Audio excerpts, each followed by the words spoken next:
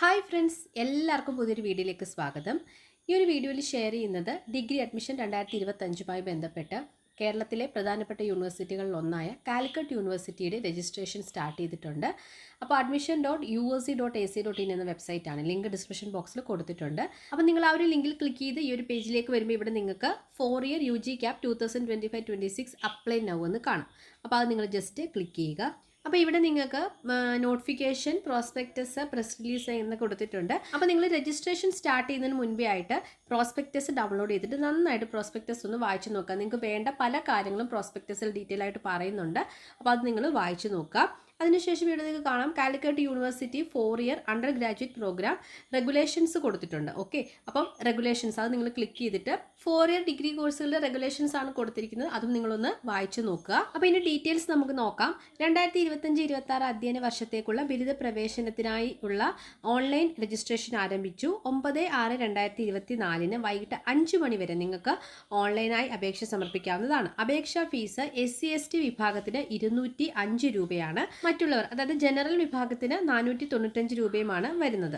ഈ ഓൺലൈൻ അപേക്ഷ സമർപ്പണത്തിന്റെ ആദ്യ ഘട്ടം എന്ന് പറയാൻ നിങ്ങളൊരു CAP IDയും പാസ്വേഡും നിങ്ങൾ ക്രിയേറ്റ് ചെയ്യുക എന്നുള്ളതാണ്. ഇനി ഇവിടെ ശ്രദ്ധിക്കുക, BCom, BBA എന്നിവയുൾപ്പെടെ എല്ലാ ബിരുദ ഓണേഴ്സ് പ്രോഗ്രാമുകൾക്കും സ്പെഷ്യലൈസേഷൻ ഉണ്ടായിരിക്കും. വിവിധ കോളേജുകളിൽ ലഭ്യമായ ബിരുദ പ്രോഗ്രാമുകളുടെ മേജർ, മൈനർ, സ്പെഷ്യലൈസേഷൻ എന്നിവയുടെ വിശദാംശങ്ങൾ അതത് കോളേജുകളുടെ വെബ്സൈറ്റിൽ നോട്ടീസ് ബോർഡിൽ ലഭ്യമാണ്. ഇനി ശ്രദ്ധിക്കുക, അപേക്ഷകർ ഓൺലൈൻ രജിസ്ട്രേഷൻ സമയത്ത് നൽകുന്ന മാർക്ക് NSS, NCC തുടങ്ങിയ വെയിറ്റേജ്, നോൺ ക്രീമിലിയർ, EWS സംവരണ വിവരങ്ങൾ എന്നിവ കൃത്യമാണെന്ന് ഉറപ്പുവരുത്തേണ്ടതാണ്. +2 ഹയർ സെക്കൻഡറി മാർക്ക് ലിസ്റ്റ് പ്രകാരം രജിസ്റ്റർ നമ്പർ, പേര്, ജനന തീയതി എന്നിവ കൃത്യമായി രേഖപ്പെടുത്തിയ വിദ്യാർത്ഥികൾക്ക് മാത്രമേ ഓൺലൈൻ രജിസ്ട്രേഷൻ പൂർത്തീകരിക്കാൻ സാധിക്കുകയുള്ളൂ. ആയതിനാൽ +2 HSC മാർക്ക് ലിസ്റ്റിന്റെ അടിസ്ഥാനത്തിൽ മാത്രം രജിസ്ട്രേഷൻ പൂർത്തീകരിക്കുക.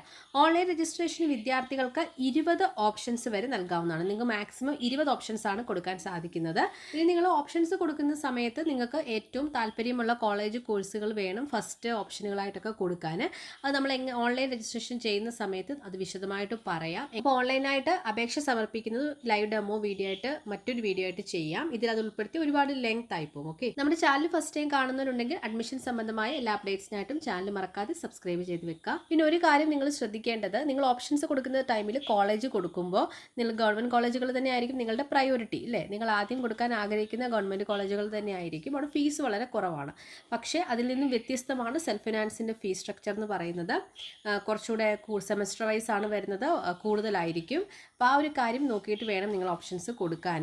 ഇനിയും ശ്രദ്ധിക്കേണ്ട വളരെ പ്രധാനപ്പെട്ട ഒരു കാര്യമാണ്, കമ്മ്യൂണിറ്റി കോട്ടയിലേക്ക് അപ്ലൈ ചെയ്ത് വിദ്യാർത്ഥികൾ ശ്രദ്ധിക്കുക.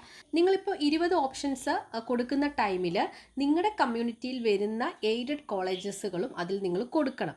അപ്പം ആ എയ്ഡഡ് കോളേജസുകളിൽ നിന്നും നിങ്ങൾ അർഹമായ കോളേജുകളിലേക്കായിരിക്കും കമ്മ്യൂണിറ്റി കോട്ടയിലേക്ക് നിങ്ങൾക്ക് അഡ്മിഷൻ ലഭിക്കുന്നത്. അപ്പോൾ ഓരോ കമ്മ്യൂണിറ്റിക്കും അർഹമായ കോളേജുകളുടെ ലിസ്റ്റ് വെബ്സൈറ്റിൽ പ്രസിദ്ധപ്പെടുത്തിയിട്ടുണ്ട്. ഈ ലിസ്റ്റിൽ ഉൾപ്പെടുന്ന കോളേജുകൾ കമ്മ്യൂണിറ്റി കോട്ട പ്രവേശനം ആഗ്രഹിക്കുന്ന വിദ്യാർത്ഥികൾ അപേക്ഷ പ്രകാരം തിരഞ്ഞെടുത്ത കോളേജ് ഓപ്ഷനുകളിൽ ഉൾപ്പെട്ടിട്ടുണ്ടെന്ന് ഉറപ്പുവരുത്തേണ്ടതാണ്. കമ്മ്യൂണിറ്റി കോട്ടയിലേക്ക് നിങ്ങൾക്ക് പ്രത്യേകമായിട്ട് ഓപ്ഷനുകളൊന്നും കൊടുക്കാനില്ല. നിങ്ങൾ കൊടുക്കുന്ന 20 ഓപ്ഷനുകളിൽ കമ്മ്യൂണിറ്റി കോട്ടയിലേക്കുള്ള കോളേജുകൾ കൂടി ഉണ്ടാവും.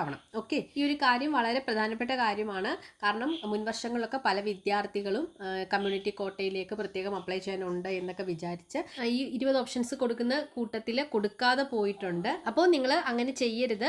ഈ 20 ഓപ്ഷൻസ് കൊടുക്കുമ്പോൾ നിങ്ങളുടെ കമ്മ്യൂണിറ്റിയിലുള്ള എയ്ഡഡ് കോളേജസും അതിൽ ഉണ്ടാവണം. അതുകൊണ്ട് തന്നെ നിങ്ങൾ ഈ ഒരു കാര്യം പ്രത്യേകമായിട്ട് ശ്രദ്ധിക്കുക. കാരണം പിന്നീട് നിങ്ങൾക്ക് കമ്മ്യൂണിറ്റി കോട്ടയിലേക്ക് അപ്ലൈ ചെയ്യാൻ ഒരു അവസരം ലഭിക്കുന്നതല്ല. ഓക്കെ, അപ്പോൾ ആ ഒരു കാര്യം നിങ്ങൾ ഓർക്കുക. പിന്നെ ശ്രദ്ധിക്കേണ്ടത്, നിങ്ങൾ അപേക്ഷ സമർപ്പിച്ചതിന് ശേഷം ഈ ഒരു അപേക്ഷയുടെ പ്രിന്റ് ഔട്ട് എടുത്ത് സൂക്ഷിക്കേണ്ടതാണ്. അഡ്മിഷൻ സമയത്ത് നമുക്ക് ഒരു പ്രിന്റ് ഔട്ട് കൂടെ അവിടെ സബ്മിറ്റ് ചെയ്യേണ്ടതായിട്ടുണ്ട്. പിന്നെ നിങ്ങൾ ശ്രദ്ധിക്കേണ്ട കാര്യം, നിങ്ങൾ ഓൺലൈൻ രജിസ്ട്രേഷൻ എല്ലാം പൂർത്തിയാക്കിയതിന് ശേഷവും നിങ്ങൾക്കിപ്പം നിങ്ങളുടെ അപേക്ഷയിൽ എന്തെങ്കിലും എഡിറ്റ് ചെയ്യണമെന്നുണ്ടെങ്കിൽ നിങ്ങൾക്ക് എഡിറ്റ് ചെയ്യാനുള്ള അവസരമുണ്ട്. ലാസ്റ്റ് ഡേറ്റ് 9-ാം തീയതി വരെയാണ് പറയുന്നത്. ആ 9-ാം തീയതി വരെ നിങ്ങൾക്ക് നിങ്ങളുടെ ആപ്ലിക്കേഷൻ എഡിറ്റ് ചെയ്യാൻ സാധിക്കും. ഓക്കെ, പക്ഷേ പ്രത്യേകം ശ്രദ്ധിക്കേണ്ട കാര്യം, എഡിറ്റ് ചെയ്ത് കഴിഞ്ഞാൽ എഡിറ്റ് ചെയ്തതിൻ്റെ പുതിയ പ്രിന്റ് ഔട്ട് നിങ്ങളെടുത്ത് സൂക്ഷിക്കണം. ഓക്കെ, ഇനിയും ശ്രദ്ധിക്കേണ്ടത്, ഇപ്പം മാനേജ്മെൻറ്റ് കോട്ട, community quota, sports sports quota, ഇങ്ങനെ ഏതൊരു കോട്ടയിലേക്ക് അപ്ലൈ ചെയ്യുന്നവരും ഈ ഒരു ഓൺലൈൻ രജിസ്ട്രേഷൻ നിർബന്ധമായും ചെയ്തിരിക്കണം.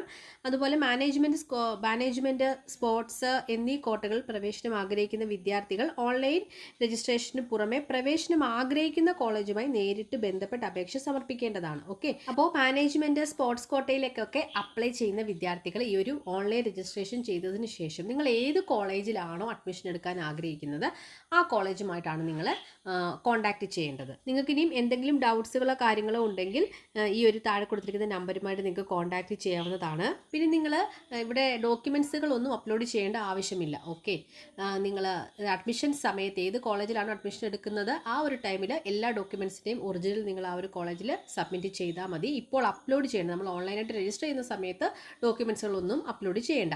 അപ്പോൾ എന്തൊക്കെ ഡോക്യുമെൻറ്റ്സുകളാണ് നിങ്ങൾ കരുതി വെക്കേണ്ടതെന്നുള്ള വീഡിയോ ഞാൻ നേരത്തെ ചെയ്തിട്ടുണ്ട്, കാണാത്തവരത് കണ്ടു നോക്കുക. അപ്പോൾ കാലിക്കറ്റ് യൂണിവേഴ്സിറ്റി ഡിഗ്രിക്ക് പ്രധാനമായും 3 അലോട്ട്മെൻറ്റ്സ് വരുന്നുണ്ട്. അതിനുശേഷം സീറ്റ് വേക്കൻസിയുടെയൊക്കെ ബേസിൽ സ്പോട്ട് അലോട്ട്മെൻറ്റ്സ് ഒക്കെ വരും. അപ്പോൾ ആ ഓരോ ടൈമിലും അതത് വീഡിയോസ് നമ്മൾ ചെയ്യുന്നതായിരിക്കും. ഓരോ സബ്ജക്ട്സിൻ്റെയും ഇൻഡെക്സ് മാർക്ക് കാൽക്കുലേഷൻ എങ്ങനെയാണെന്നുള്ളത് നമ്മുടെ പ്രോസ്പെക്ടസിൽ കൊടുത്തിട്ടുണ്ട്. നിങ്ങൾ അത് നോക്കിയിട്ട് നിങ്ങൾ ഏത് കോഴ്സിനാണോ അപ്ലൈ ചെയ്യാൻ ആഗ്രഹിക്കുന്നത് ആ കോഴ്സിന് ഇൻഡെക്സ് മാർക്ക് നിങ്ങൾ കാൽക്കുലേറ്റ് ചെയ്ത് വെക്കണം. നെക്സ്റ്റ് ഫീസ് സ്ട്രക്ചർ ഇവിടെ കൊടുത്തിട്ടുണ്ട്. അപ്പോൾ അത് നിങ്ങൾ ജസ്റ്റ് ചെക്ക് ചെയ്ത് നോക്കുക. ഗവൺമെൻറ് കോളേജുകളുടെ, സെൽഫ് ഫിനാൻസിങ് കോളേജുകളുടെയൊക്കെ, യൂണിവേഴ്സിറ്റി കോളേജുകളുടെയൊക്കെ ഫീസ് സ്ട്രക്ചർ കൊടുത്തിട്ടുണ്ട്. അപ്പോൾ അത് ചെക്ക് ചെയ്തിട്ട് ഫീസ് സ്ട്രക്ചറോടെ നോക്കിയിട്ട് വേണം നിങ്ങൾ ഓപ്ഷൻസ് കൊടുക്കാൻ. നമ്മൾ പറഞ്ഞ പോലെ ഗവൺമെൻറ് കോളേജുകളിലെക്കാട്ടിലും ഫീസ് കൂടുതലായിരിക്കും സെൽഫ് ഫിനാൻസ് കോളേജുകളിൽ വരുന്നത്. പെർ സെമസ്റ്ററാണ് സെൽഫ് ഫിനാൻസ് കോളേജുകളിൽ ഫീസ് വരുന്നത്. ഗവൺമെൻറ് കോളേജിലെ ഇയർ വൈസ് ആണ് വരുന്നത്. ഓക്കെ, അപ്പോൾ അതൊക്കെ നോക്കിയിട്ട് നിങ്ങൾ ശ്രദ്ധിച്ചു വേണം ഓപ്ഷൻസ് കൊടുക്കാൻ. എത്രയും പെട്ടെന്ന് തന്നെ നിങ്ങൾ ഓൺലൈനായിട്ട് അപേക്ഷ സമർപ്പിക്കുന്ന വീഡിയോ നമ്മൾ ചെയ്യാം.